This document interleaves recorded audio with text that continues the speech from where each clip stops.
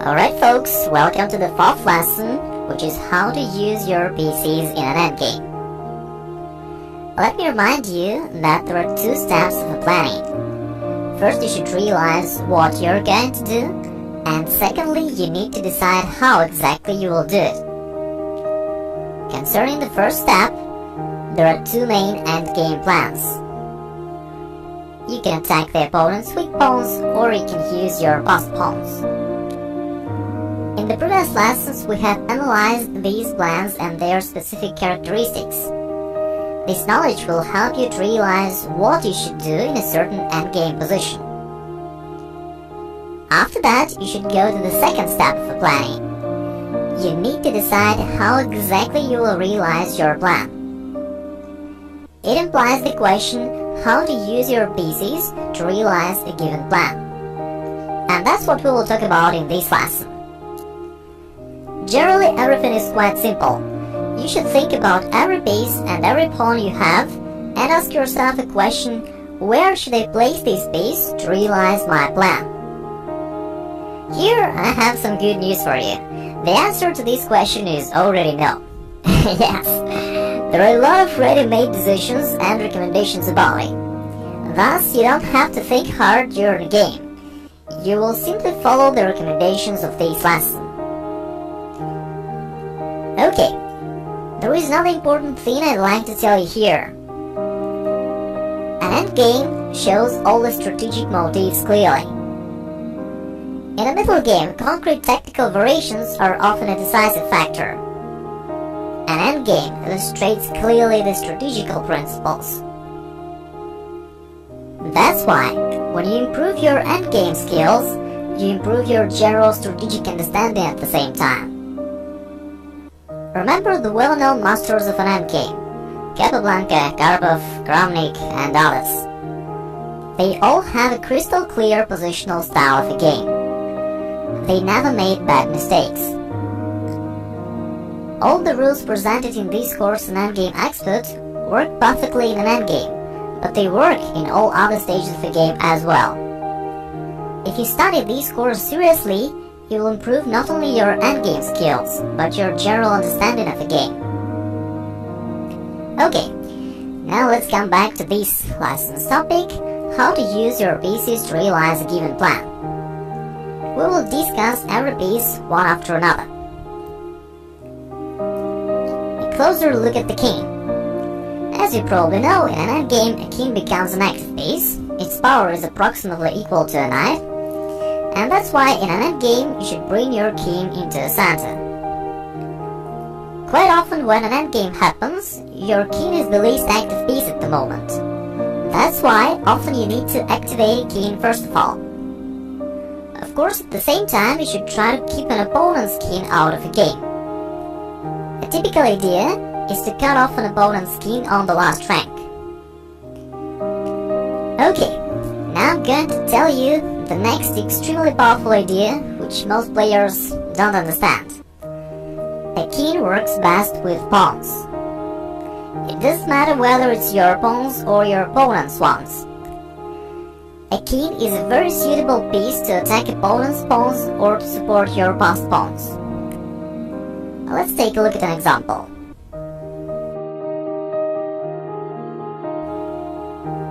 White certainly has an advantage.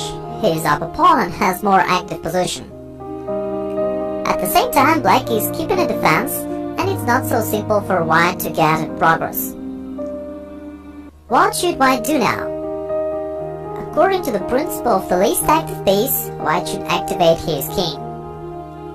As you already know, a king works best with pawns. Thus, white should move the king towards black's pawns. White played king g3, rook e6, king f4, king e8. Black has nothing to do really. White took and played king f5. Now the f6 pawn been attacked. Rook d6, king g6. Now you can see why it is so good to attack opponent's pawns by your king. A king attacks all the squares around. Thus it attacks all the opponent's pawns on a certain flank. For example, in the current position, the king is attacking the f6 and the h5 pawns. Black can protect both of them, and it's time for black to resign. I'd like you to pay attention to this idea because it's very powerful. If you can bring your king to the opponent's pawns, it can be enough for a win.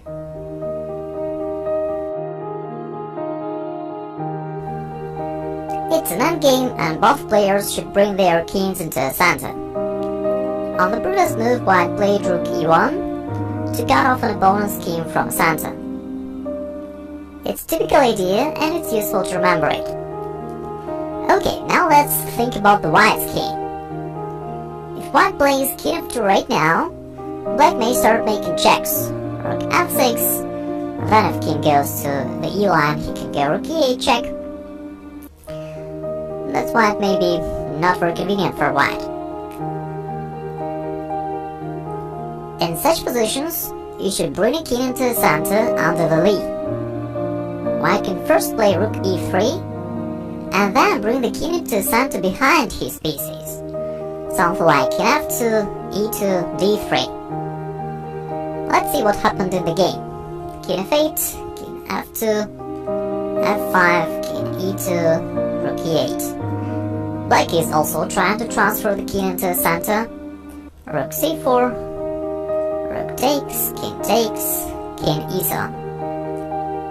If white plays king d4 now, black will answer rook g6, taking the g2 opponent, threatening rook g4 check. That's why white needs to make a little preparation. White played g3 first. King d8, now the king may go forward, king f4, rook f6, and king e5. The best position for a king is the central squares. Also, the king works best with pawns, so the white's king has an ideal position. It's in the center, it supports the d5 passed pawn, and attacks the f5 pawn. Rook f8, rook b4, taking the b6 pawn, rook f6, knight e2, the knight goes to e6, through the d4 or f4 square, king e7, rook c4. Due to the active king white is dominating, white actually can't do any moves. Now he's going to go rook c7. Black played b5, rook c7, rook b6, knight d4, taking the f5 pawn, king d8, d6, the pawn goes forward, b4, and knight e6 check.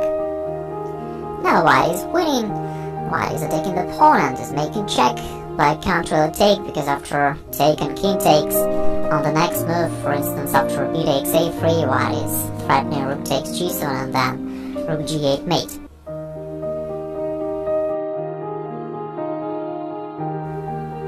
The next piece we'll talk about is the queen. Same with all other pieces, a queen is the most active in a center. In the middle game, however, it's usually best to centralize a queen because an opponent can attack it. Therefore, there is a rule. The more pieces you trade, the more centralized your queen should be. When you have only a few pieces on the board, you should place a queen exactly in the center. Next, as you know, a queen can attack in many different directions. Therefore, you should try to create a lot of weaknesses in an opponent's position. Then you will be able to use the full power of your queen. In the endgame, you should use your queen to attack opponent's weak pawns, support your passed pawns, and attack an opponent's king or make checks. Ideally, your queen should do all these things simultaneously.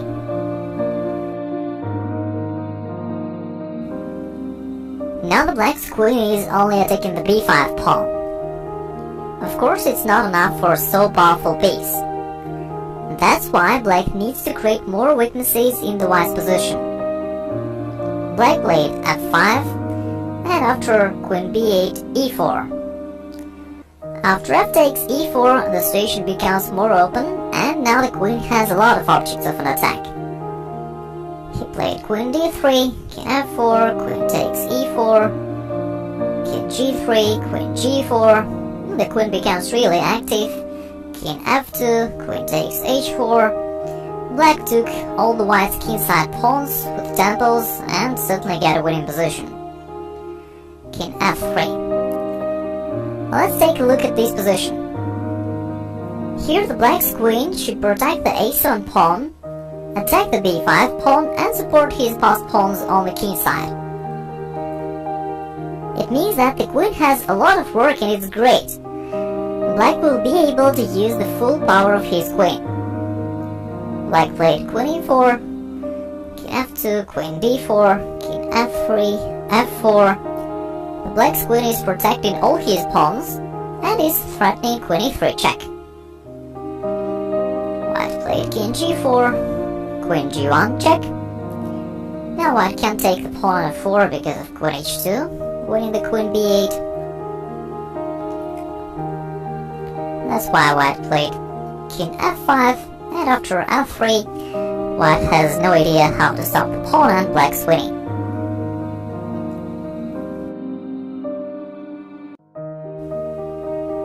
Next up to check out is the rook. Here everything is quite simple. First, a rook needs to have open lines. When you have a rook, you need to push the pawns forward and exchange them to make your rook active. Secondly, a rook works well with pawns. Thus, a rook is good when you need to support an advancement of your passed pawns or stop an opponent's pawn. There is no rule, you should put the rook behind the passed pawn. It doesn't matter whether it's your pawn or an opponent's one. This rule is not absolute, but it works often. These are all the specific rules about rook really, so let's move forward. The bishop. A bishop needs to have open diagonals. Therefore, when you have a rook or a bishop, you should try to open a position. You should keep your pawns on the opposite color comparing to your bishop. This leaves open diagonals for your bishop and allows it to be more active. Next, a bishop can and should work on both sides of the board. You should play on both flanks because it allows you to use the full power of a bishop. And the last thing, a bishop works well with pawns. It can support your passed pawns or stop opponent's pawns or even realize both of these functions.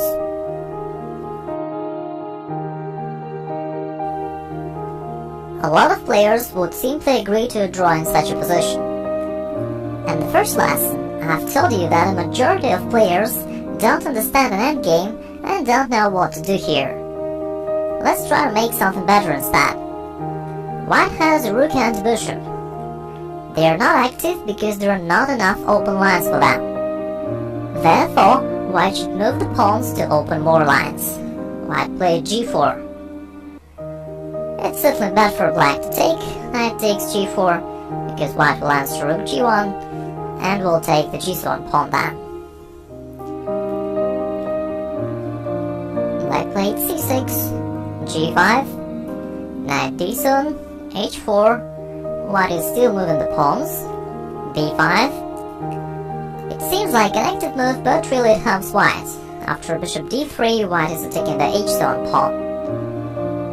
Knight f8, bishop e4.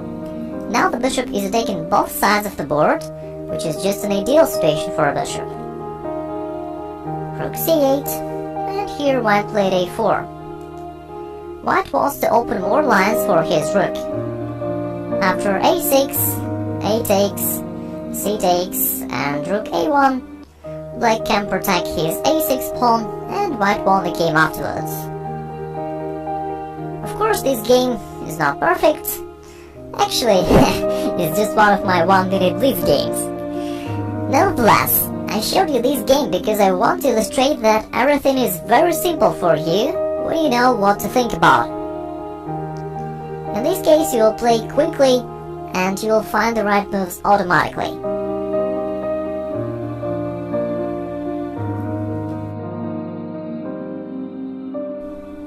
Next, we'll talk about the knight.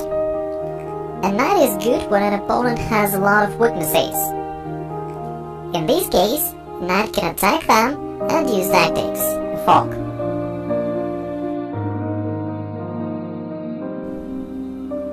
Usually bishops are stronger than knights in an endgame.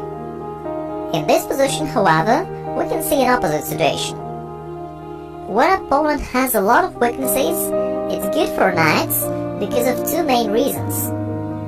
The first reason, the knights have a lot of objects of an attack. And the second reason, the knights have a lot of good squares to be placed on. Here I mean the weak squares in an opponent's position. Well, let's see what happened in the game. Black played knight d4, then rook b1, the rook wants to go to b8, bishop f8. Black also needs to protect the c5 pawn, by the way. h4, rook b3, rook d1.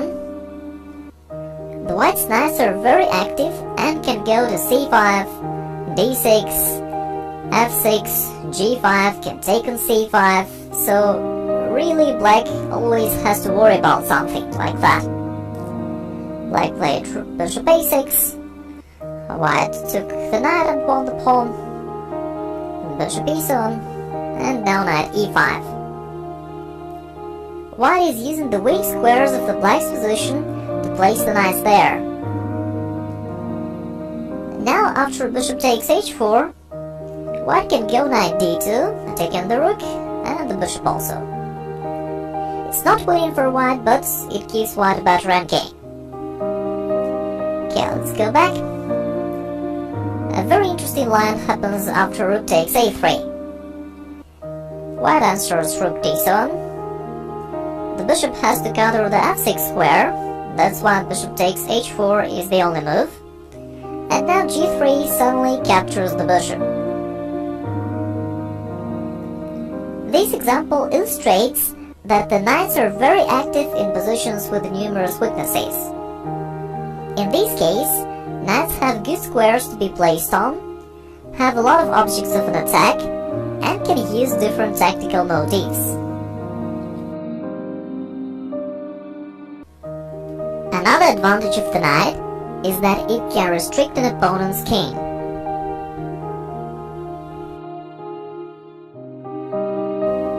For example, in this position, black is much more active but can't get any progress. A knight controls two squares in front of an opponent's king. If you can take a control over the first square somehow, you create an assailable barrier for an opponent's king.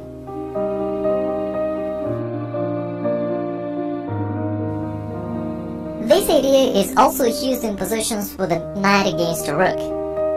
The white's knight is controlling two squares in front of the black's king, and the white's king should keep control over the first square. In this case, black can't get any advancement. Something like king e5, king f3, king d4. White is always controlling three squares in front of the black's king, and black can't go forward. Rook a4, king e5, and white is keeping the fortress.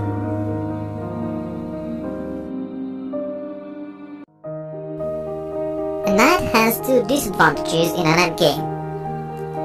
First, it can play only on one side. Only a king and a knight have this weakness. And the second one is difficult for a knight to stop side pawns.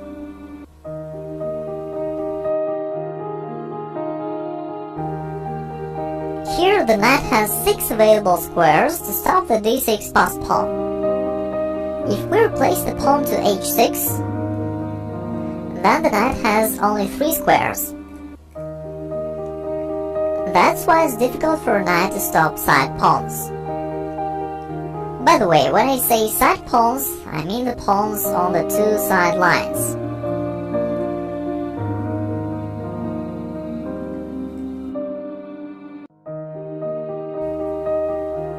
The black's position looks well protected, however, white has a winning combination. g5, h takes, knight takes g7, and h6. White is using the weakness of the knight, which can't stop a side pawn. Knight h5, h7, knight f4. Black found a really good idea.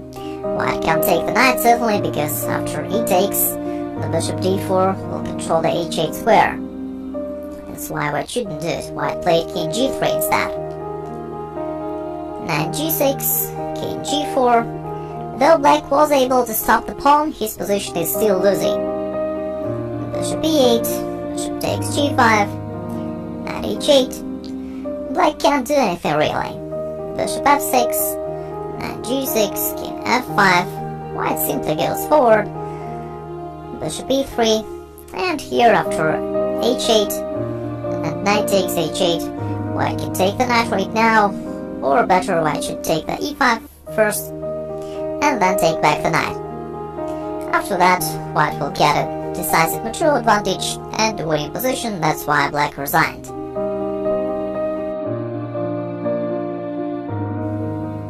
The last material we need to discuss in this lesson is the pawn.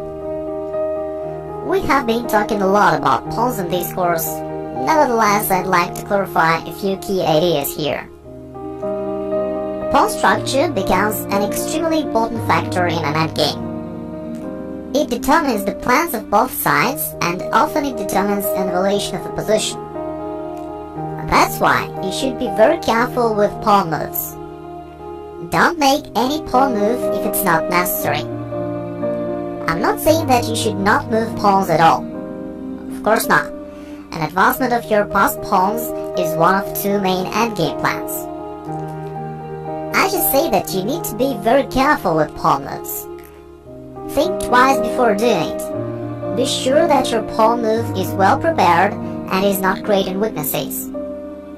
Remember that advanced pawns are good for an attack, but bad for defense. Unnecessary pawn moves is the most common mistake of amateur players in an endgame. They try to make active moves and start pushing the pawns forward. However, it creates long-term weaknesses in the position and it leads to a loss in the end.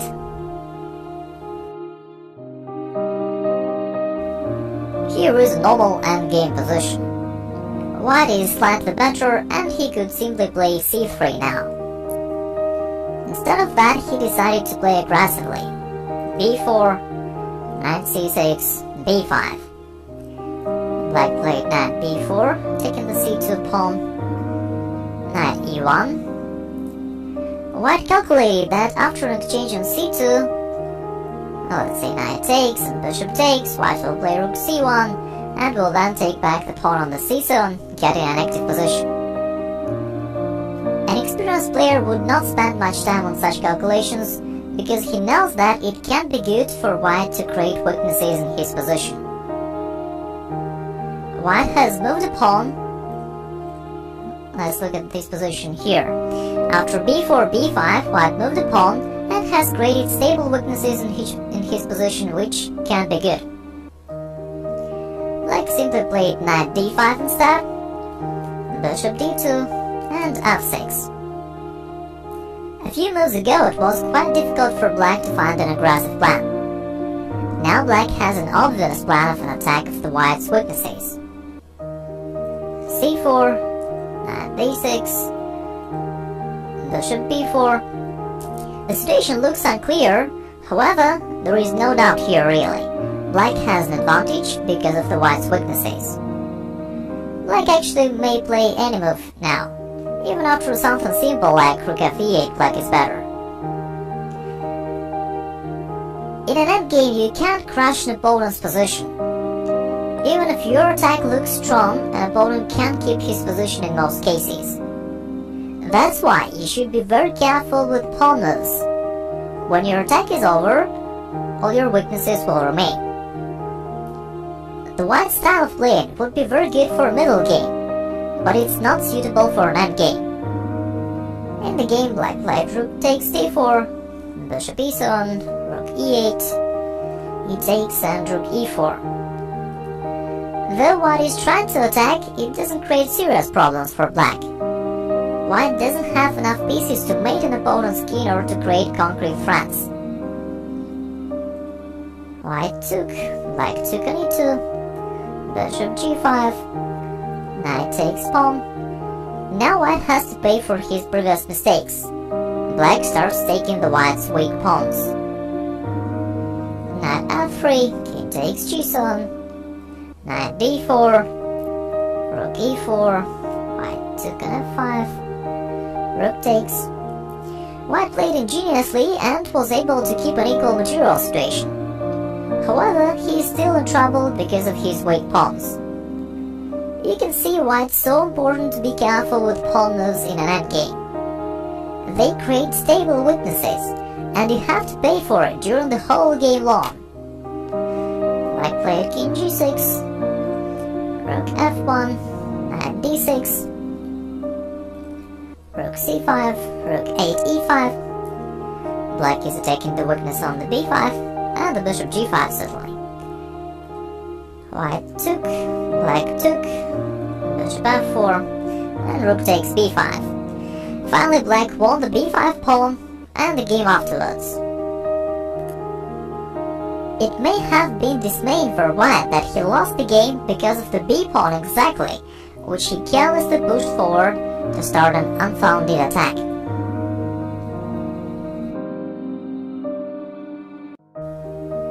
Let's look at this idea from another side also. When your opponent moves a pawn in an endgame, you should say to yourself, "Wow, it's great, he's weakening his position. How can I take it now?" Okay, we have discussed all the pieces, and now let's make up some conclusions. Now the first conclusion. There are two steps of planning. First, you should realize what you're going to do. Secondly, you need to decide how exactly you will do it. Concerning the first step, there are two main endgame plans. You can attack the opponent's weak pawns, or you can use your passed pawns. Concerning the second step, you should ask yourself the question: how to use your pieces to realize a given plan. There are a lot of ready-made recommendations of how to use each piece in an endgame.